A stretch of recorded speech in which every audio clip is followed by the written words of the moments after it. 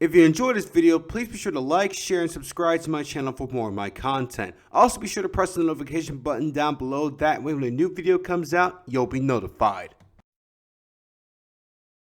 On the 11th hour, on the 11th day, on the 11th month, November 11, 1918, World War I would finally end. The 4-year-long war was fought on 3 continents with millions of lives lost, tons of property damaged, and many more maimed and injured. World War I was supposed to be the war to end all wars, a war so extreme that no one would fight another one and that it would ensue a golden age of peace.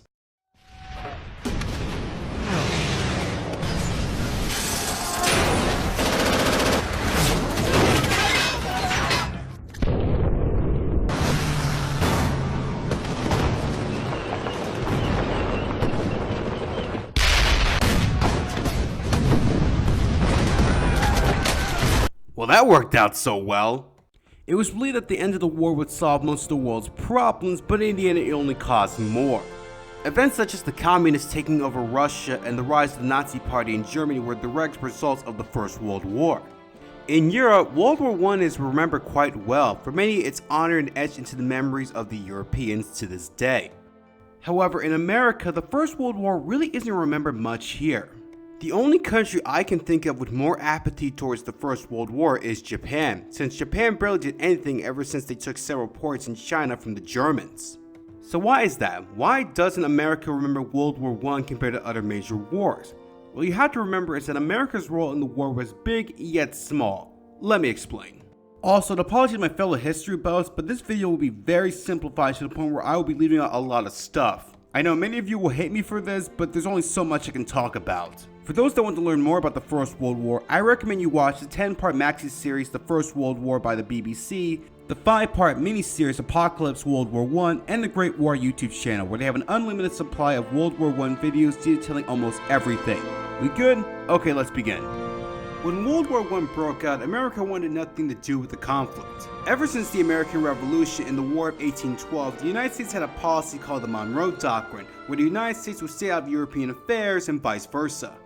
One of the first talks about joining the war was when the British passenger ship the Lusitania was sunk by a German submarine. 128 Americans died on that ship.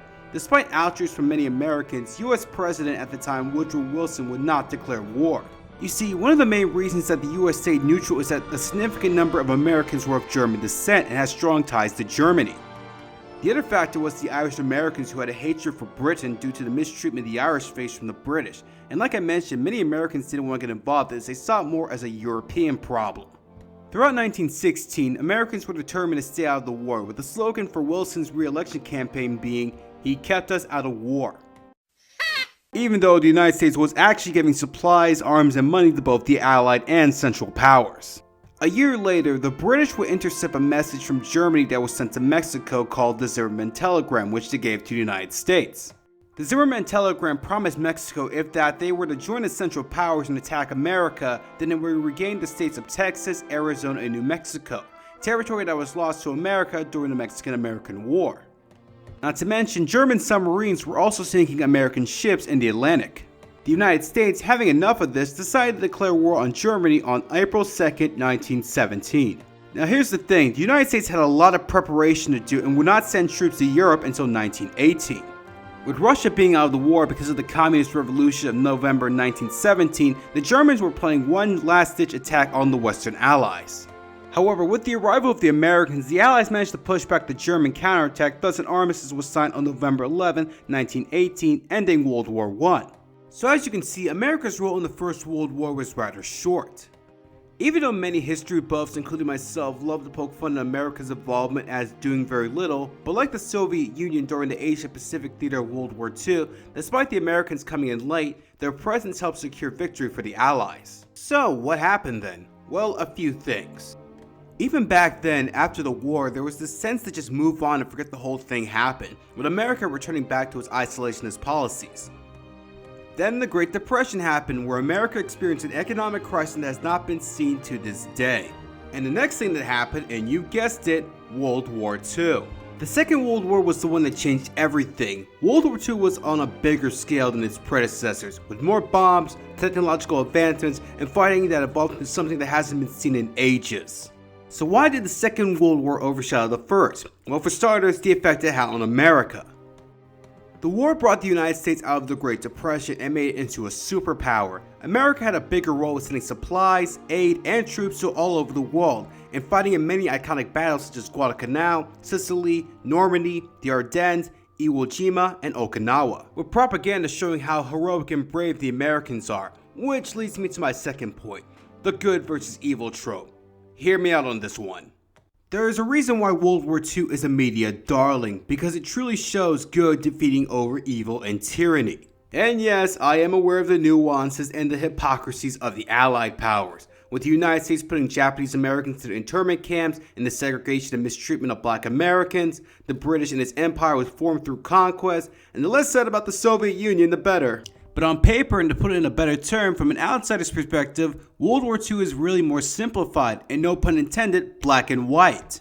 The Axis powers want to take over the world, so it's up to the Allies to stop them. Heck, if you look at the leaders of the Axis powers, Hitler, Mussolini, and Hirohito, or Tojo depending on who you ask, these guys look and act like literal supervillains. Their motives were to take over the world, and their eccentric and off nature fueled that idea, and with the atrocities that Germany and Japan committed during the war, it showcases that good versus evil argument. Point being, World War II brought America so much glory that it's still in many Americans' consciousness to this day, so much so to the point that we're still trying to relive that glory, and failing to do so.